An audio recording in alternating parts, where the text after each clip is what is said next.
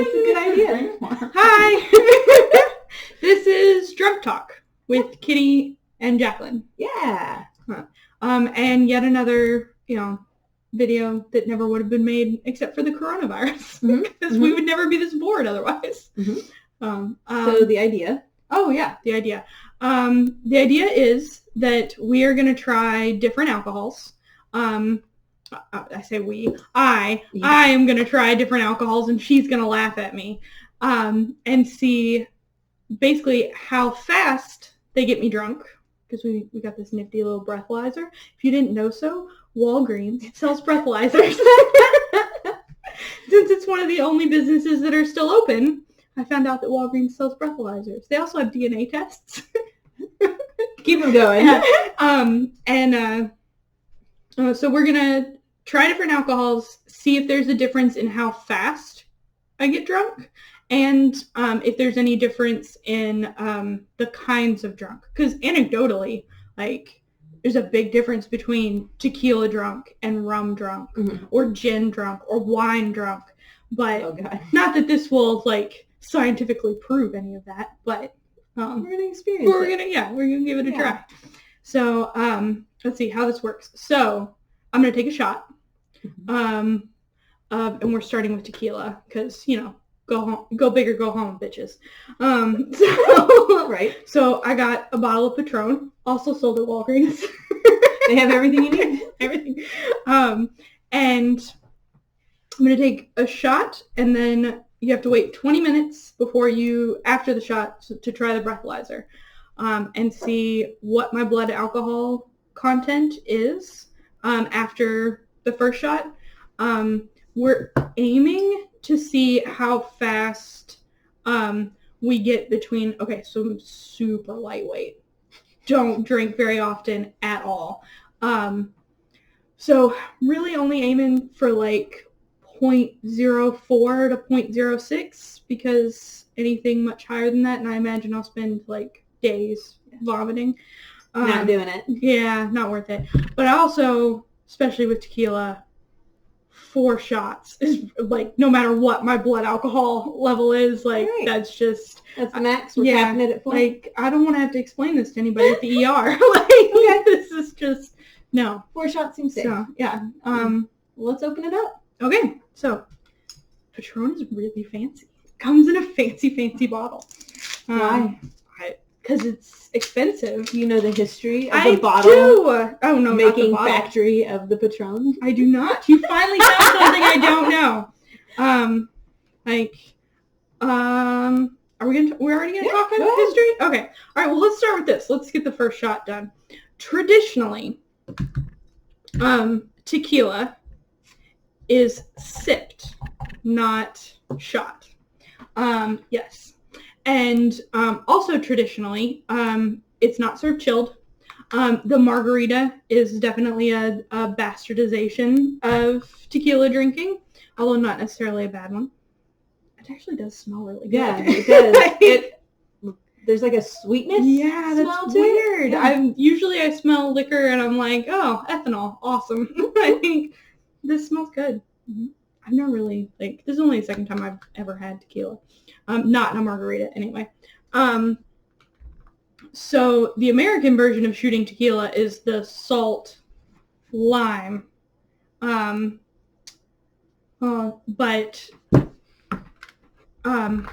in Mexico, no.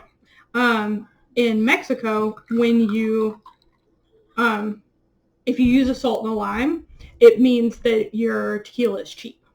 So, I'm going to use salt and a lime. My tequila's not cheap, but I'm not cool enough to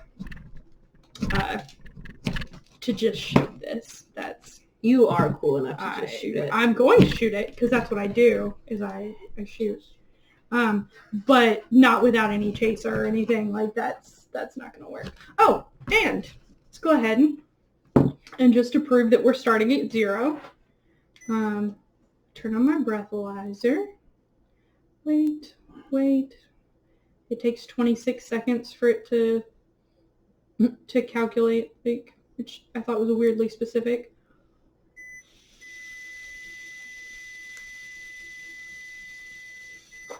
You have to... Show them. Oh, actually, it says FL. Did you fail it? No, that's not what FL stands for. Shit, what does FL stand for? Try it again. Okay. Oh, it means I blew too hard. Ha ha ha ha. Uh-huh.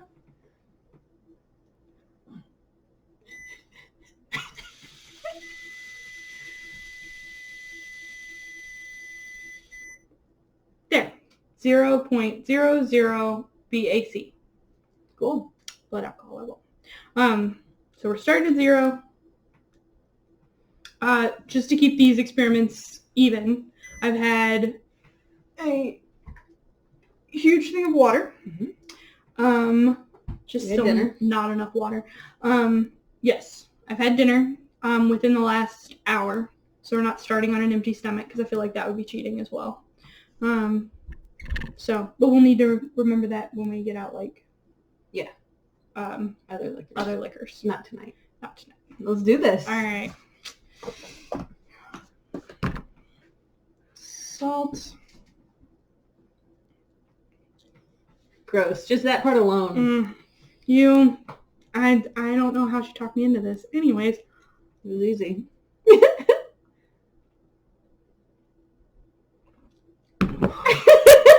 That face.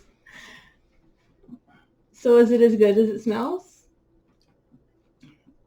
Okay. To be fair, that was not disgusting. Okay. And I shoot. I don't sip alcohols. I don't get mixed drinks at bars. I've always been a shots taker. And that was not terrible. It was... Your face made it look a little terrible. I mean, it burns. All alcohols burn, but it What's it didn't taste bad. It's a little sweet, to be honest.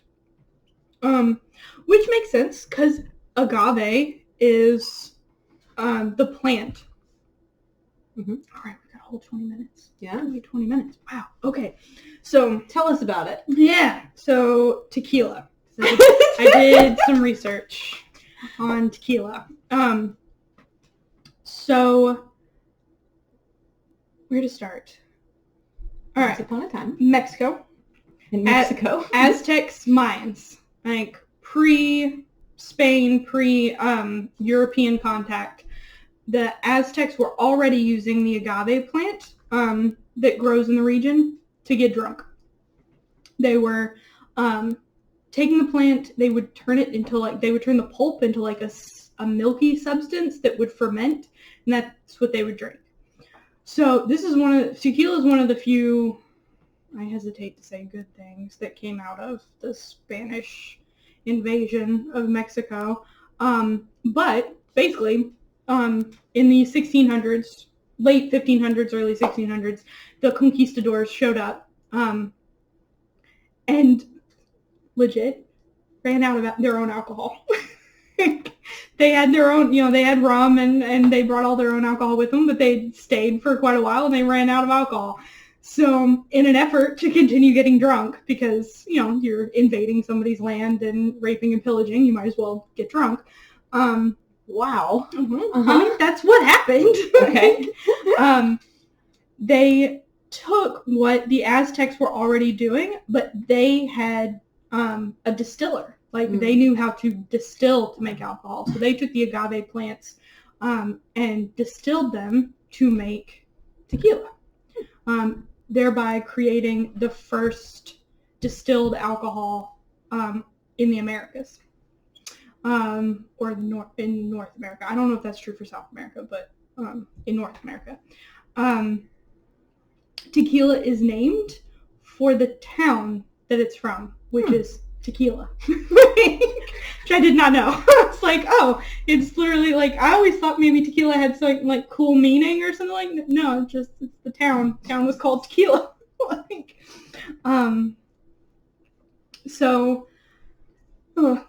Tequila stayed as a really a staple alcohol in Mexico for a long time. It wasn't until the 1950s that it really made it to, maybe the 1930s, that it made it to North America as a cocktail, and that's the margarita. Like, people started spending time on the beach, especially in Florida and stuff like that, and, the margarita was born, and so that's how... Jimmy Buffett, the rest is history. Yeah. Well, Jimmy Buffett was a little bit later, but yes. So, and then there's a lot of... Tequila has some very complicated, like, foreign trade history. Like, Mexico is very strict. They were very quick. That's not the right word, but like they locked down the rights to tequila very, very well. So like, and they've maintained a lot of the purity. Like, the way that we make tequila today is really the same way that they made it in the 1700s. Like, there's not a whole lot of difference. The farming hasn't been upgraded. Like, it's a very like pure. Like, it hasn't been massively industrialized. Maybe that's what I should say. So, well, let's take a 10-minute break. Okay. We'll be back with another shot and more information about tequila. I'm already not ready for another shot. You're going to be fine. Uh-huh. Yeah. Mm-hmm. We will be right. My girlfriend's going to be mad about this. Back. Hi. Back with Drunk Talk. That's what it's called, right? That's Drunk Talk. So, shot one is done, and it's been 20 minutes, so we're going to check the breathalyzer, and then Sarah and I are going to take another shot. Woo. So, let's see if we can do this right the first time this time. I'll let it count down. Doot, doot, doot, doot, doot, doot, doot. And... Don't blow too hard. 0.02. That didn't take long. that didn't take much. All right, tequila. Shot number 2. Woo. All right. I'll pour yours first, Sarah. So, are you doing straight? I've got a Coke chaser over there. Straight. As well. Sarah's tough. Like a lot of alcohol. I'm not that tough. I'm pretty sure these are... How big is a shot supposed to be? 1.5 ounces. I thought it was 2 ounces. 1.5. Should we be using measuring cups?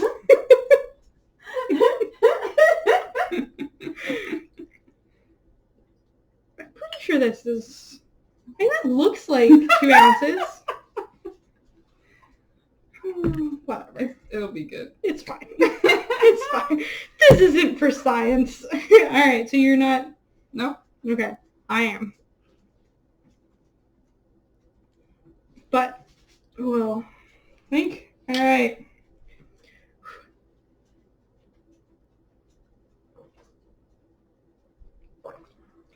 Oh. That's good shit. Mm-hmm.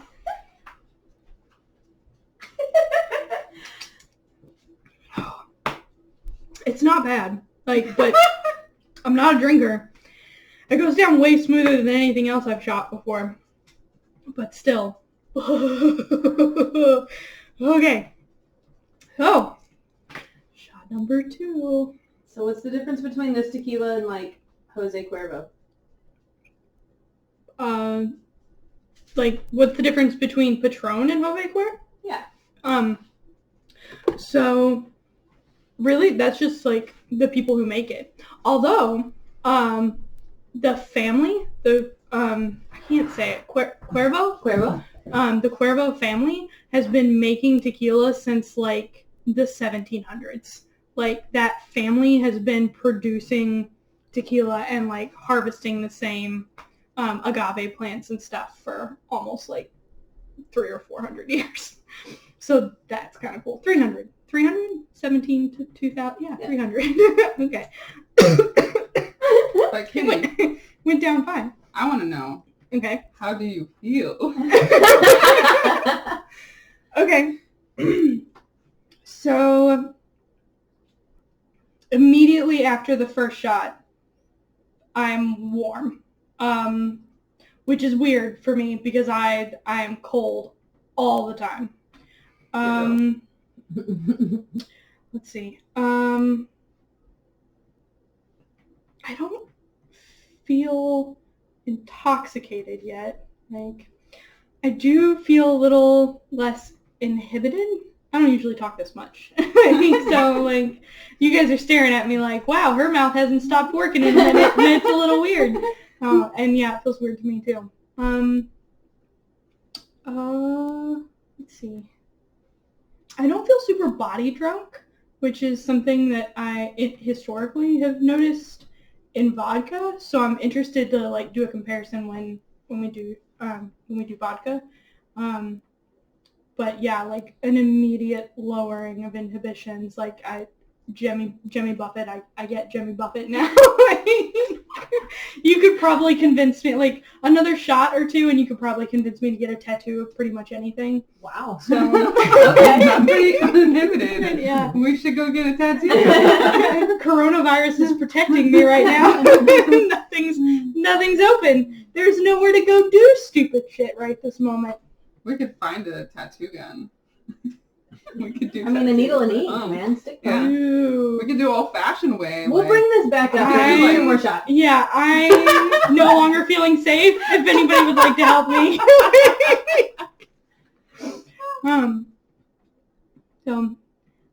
Yeah, there we go. That's pretty much how I'm feeling. So why is some tequila brown and some clear? And why does some tequila have a worm in it? Because it's cheap. Because it's cheap. So, okay, so I was really interested in this. I've suddenly forgotten why some tequila is brown and some tequila is clear. I knew this. 20 minutes ago. I knew this. Okay, hang on. Let's start with the worm. So, the worm is actually a parasite that grows on... I remembered why some tequila is brown and some tequila is clear. Okay, sorry. Anyways, so the worm is actually a parasite that lives on the agave plants. And it's actually a marketing ploy, putting the worm in the tequila as like a, oh, isn't this kind of cool? It's got a worm in it. Like it's going to have like psychedelic effects. That was the rumors that like the worm would give you like hallucinations or something. Crazy drunkenness. Yeah, crazy drunk. Which of course is completely untrue. Like I said, it's a marketing ploy for alcohol that would normally not have been able to be sold because the agave plants were infested with these worms. And so normally you would like pitch that plant. You were like, oh, it's covered in worms. Let's not use this. Which, like I said, the farming has not really evolved. You make agave you farm agave the same way we have for, hundreds and hundreds of years.